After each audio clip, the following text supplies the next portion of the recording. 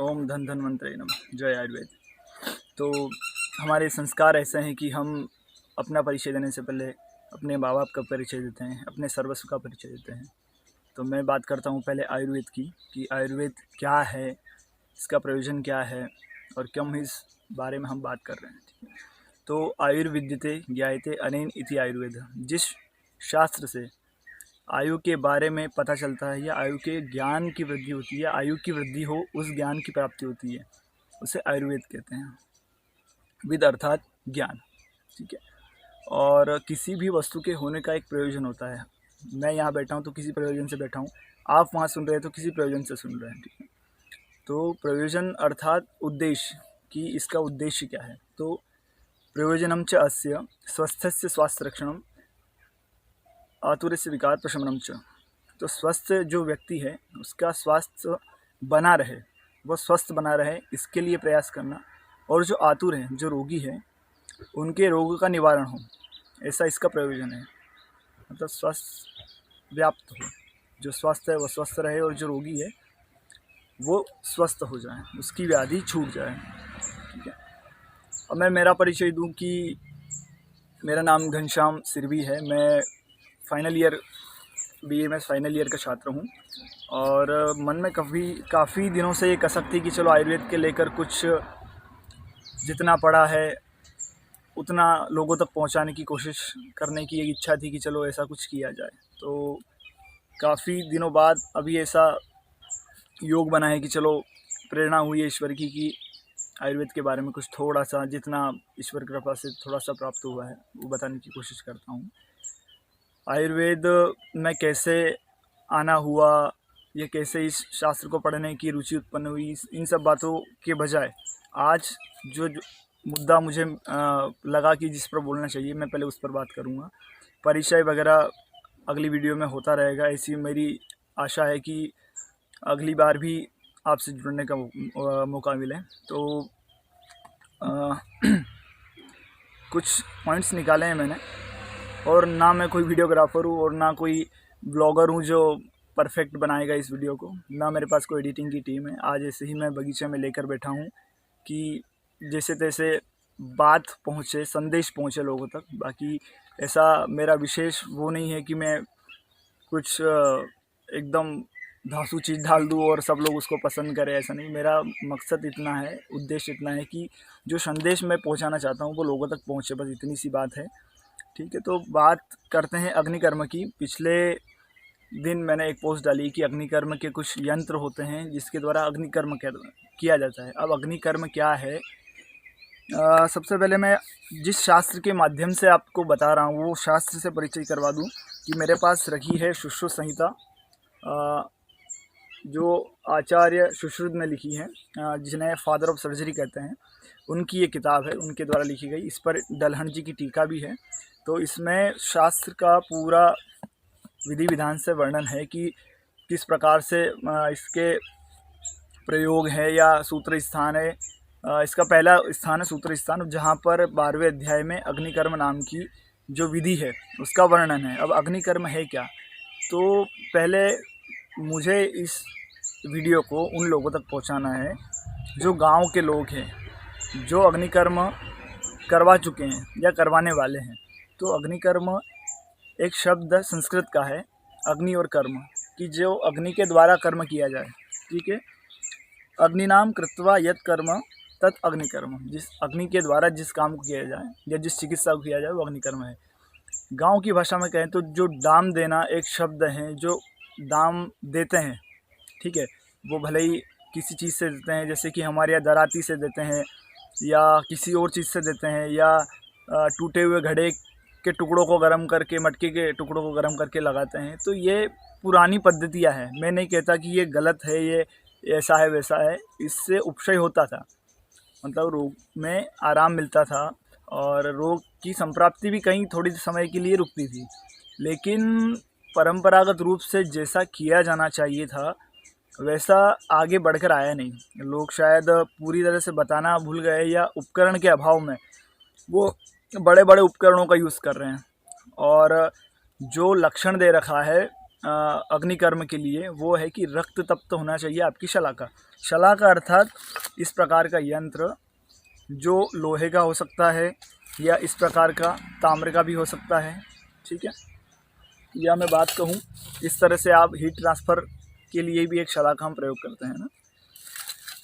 तो इस तरह से यंत्र होते हैं और विधि विधान से एक पर्टिकुलर जहाँ पर आपको दर्द है वहाँ पर उसको बस अड़ाकर हटाना होता है, क्योंकि ये रक्त तप्त रहेगी, जलेगा नहीं, एक चट सी आवाज़ आएगी और अग्निकर्म हो जाएगा। लेकिन अगर आप इसी को कम गर्म करते हैं या आधा गर्म करते हैं और जब इसको लगाते हैं तो वहाँ पर फफोला भी बन सकता है, छाला भी बन सकता है और हो सकता है आगे कोई दिक्कत भी हो। तो परसों ही मेरे पास एक व्यक्ति आए थे जिन्होंने मुझे अग्निकर्म उनके ऊपर किया हुआ जो बताया साइटिका के लिए जो करवाया था, तो उसका फ़ोटो मैं डाल रहा हूँ यहाँ पर। वो काफ़ी इतना बड़ा पेस्ट था और पैर के नीचे भी एक पेस्ट था, उसमें मतलब सोलियल जो मसल है अपनी पिंडी जिसको बोलते हैं, तो वहाँ पर भी एक दाग दिया हुआ था। तो दर्दनाक मुझे देखकर ही बड़ा वो किया कि यार दर्द निवारण के लिए आदमी किस हद तक जा सकता है।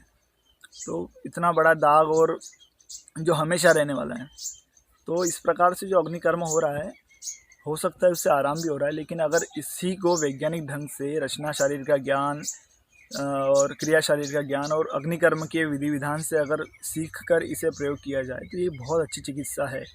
अपुनर्भव होता है, इसके द्वारा जो चिकित्सा की गई है वो अपुनर्भव है, मतलब जो रोग है वो वापस नहीं होते हैं। इतना इसका सटीक परिणाम है अग्निकर्म का। तो ये बहुत अच्छी चिकित्सा पद्धति है जो चली आ रही थी और आगे भी चलती रहेगी। कुछ लोग इसको काफ़ी अच्छे से बढ़ा भी रहे हैं, महाराष्ट्र में काफ़ी इसका प्रचलन है, लेकिन मैं मध्य प्रदेश से हूँ, धार जिले से, तो अभी काफ़ी इस क्षेत्र में काफ़ी काम करना बाकी है और मुझे ये मेरे अकेले की बस की बात भी नहीं है कि मैं इतना सब कर सकूँ। तो कोशिश यही करूँगा कि जो मैं संदेश पहुँचा रहा हूँ ये ज़्यादा तक लोगों तक पहुँचे ताकि वो जागरूक हो, है ना। आप किसी भी पैथी का प्रयोग करें, आप एलोपैथ का प्रयोग करें या आयुर्वेद का प्रयोग करें, आपके रोग का निवारण और उपशय हो ये ज़्यादा ज़रूरी है, ठीक है। लेकिन इसके लिए इस तरह से जलाना और जो डाम देने की प्रक्रिया है वो थोड़ी सी इस प्रकार से ना हो, इसे थोड़ा वैज्ञानिक ढंग से किया जाए, ये बहुत ज़रूरी है, ठीक है। तो मेरा बस यही कहना है कि अग्निकर्म बहुत अच्छी चिकित्सा है, लेकिन इसका सही उपयोग हो इसके लिए आप जागरूक रहें। आपके निकटस्थ जो भी आयुर्वेदिक चिकित्सक हैं उनसे आप संपर्क करें, अग्निकर्म के बारे में जानें और उपशय को प्राप्त करें, ठीक है। इसमें कुछ समस्याएं हो भी सकती हैं, जैसे किनको नहीं करना है तो वो गर्भिणी स्त्री हो सकती है, वो बालक हो सकता है, वो वृद्ध हो सकता है, इनको अग्निकर्म नहीं करवाना है। और अवस्था के हिसाब से शरद ऋतु है, ग्रीष्म ऋतु है, इसमें भी इसको नहीं करवाना है। और आपकी जो भी निकटस्थ वैद्य है उनसे संपर्क करें और इसके बारे में जानें।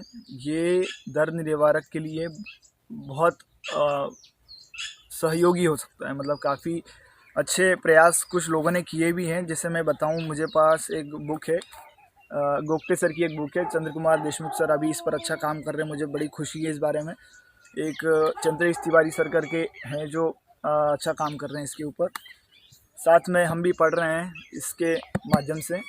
अभी तो फाइनल ईयर चल रहा है हमारा, अभी अब शुरू होगा, मतलब चल रहा है, तो ये सारी चीज़ें अब और अच्छे से पढ़ने में आएगी गुरुदेव की कृपा से और दादाजी की कृपा से। आयुर्वेद के विषय में पढ़ने का सौभाग्य मिल रहा है, ये काफ़ी सौभाग्य की बात है और काफ़ी अच्छा लग रहा है कि आपसे धीरे धीरे इस तरह से जुड़ाव हो।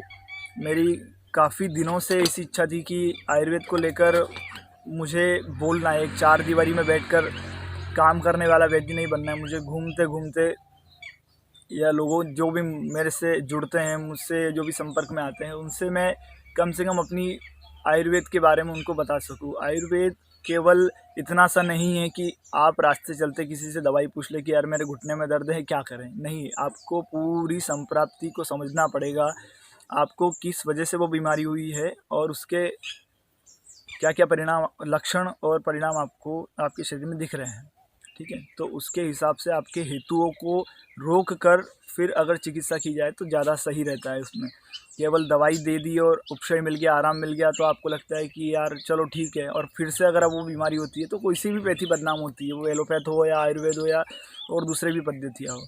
तो आयुर्वेद का मेन मकसद ये है कि जो हेतु आपने लिया है व्याधि उत्पत्ति हेतु, मतलब जिसकी वजह से आपको बीमारी हुई है, पहले आपको उसको पकड़कर बंद करना ही पड़ेगा, वरना वो जब तक आप दवाई लोगे तब तक आराम रहेगा, और दवाई लेते हुए भी जितना दवाई का परिणाम आना चाहिए था वो परिणाम नहीं आएगा। इसलिए उन हेतुओं को बंद करना ज़रूरी होता है, और उन हेतुओं से हमेशा बच के रहना पड़ता है।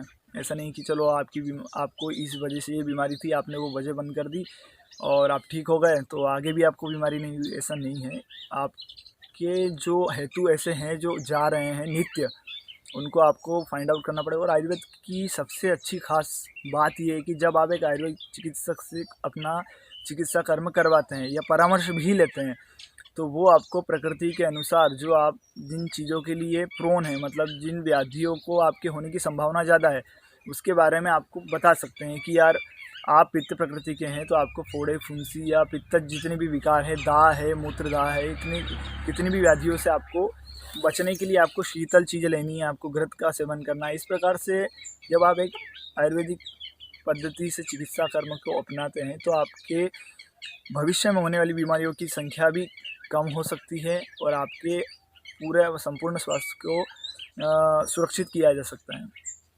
इस प्रकार से आयुर्वेद के काफ़ी अच्छे परिणाम हैं।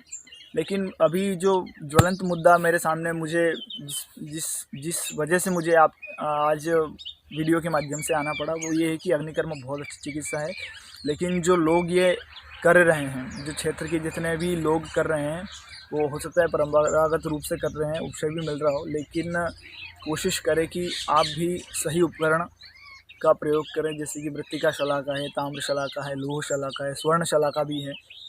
तो जो उपयोगी शलाकाएँ हैं उनका प्रयोग करें और कोशिश करें कि ऐसे चीज़ों से बचें जो आपको नुकसान भविष्य में कर सकती है। जैसे अगर आपकी वजह से किसी की स्किन पर परमानेंट कोई दाग रहता है तो वो थोड़ा सा वो आपके ऊपर कुछ एक्शन भी ले सकते हैं, है ना। तो थोड़ा सा बच के रहें कि जितना हो सके उतना विधि विधान से शास्त्रोक्त जो शास्त्र ने आज्ञा की है हमें उस हिसाब से चलें। थोड़ा सा मैं इसके बारे में बता दूं कि अग्निकर्म जो नॉर्मली शलाका से भी किया जाता है, उसमें भी थोड़ा सा एक चटके सी आवाज़ आती है और उसके बाद वो जो स्थान है वो 10-12 दिन के लिए थोड़ा सा आपको खर महसूस होगा और थोड़ा सा डिस्कलरेशन भी होगा, विभिन्नता होगी, लेकिन वो समय के साथ वापस आपकी नॉर्मल स्किन आ जाती है। तो इसमें ये चीज़ है कि जो कर रहे हैं परंपरागत रूप से भी, अगर वो इन चीज़ों का उपयोग करें तो ये चीज़ें काफ़ी अच्छे से मैनेज हो सकती है। आप कहीं ना कहीं हमारी पैथी को ही बढ़ा रहे हैं, तो मैं आपके धन्यवाद भी देता हूँ, लेकिन इन सब चीज़ों के लिए मैं आपसे विनती भी करता हूँ कि आप इस प्रकार से अग्निकर्म ना करें कि किसी को इसे विशेष प्रकार से दग्ध हो जाए या कुछ व्रण बन जाए जो ठीक ना हो। तो इन चीज़ों से थोड़ा सा आप बच के रहे तो ज़्यादा अच्छा है। और आयुर्वेद में लोग जुड़ें, इसके लिए मैं कोशिश यही करूँगा कि आप हमसे जुड़े रहें। मैं तो खैर विद्यार्थी हूँ, फ़िलहाल पढ़ रहा हूँ, ज़्यादा सहायता आपकी फ़िलहाल नहीं कर पाऊँगा, लेकिन भविष्य में अगर इच्छा रही ईश्वर की तो शायद अच्छे से चिकित्सा भी कर पाएंगे। अभी तो इतना है कि जितना पढ़ पा रहा है, अभिव्यक्ति की स्वतंत्रता है भारत में, तो मैं अपने विचार अभिव्यक्त कर रहा हूँ, बस इतना सा मात्र है। और इसका कोई प्रयोजन नहीं है इस वीडियो बनाने का कि आयुर्वेद जो हम पढ़ रहे हैं, जितना हम समझ पा रहे हैं, तो आयुर्वेद लोगों तक पहुँचे, चिकित्सा पद्धति वो अपनाएं, क्योंकि भारत के अधिकतर लोगों की जो ग्रामीण वर्ग में है, जो किसान वर्ग के हैं, ज़्यादा पैसे का जो आगमन है वो ज़्यादा नहीं है, क्योंकि फसलों का सही प्रकार से पकना है न पकना प्रकृति के ऊपर निर्भर करता है, और वैसे ही उनकी आय कम होती है।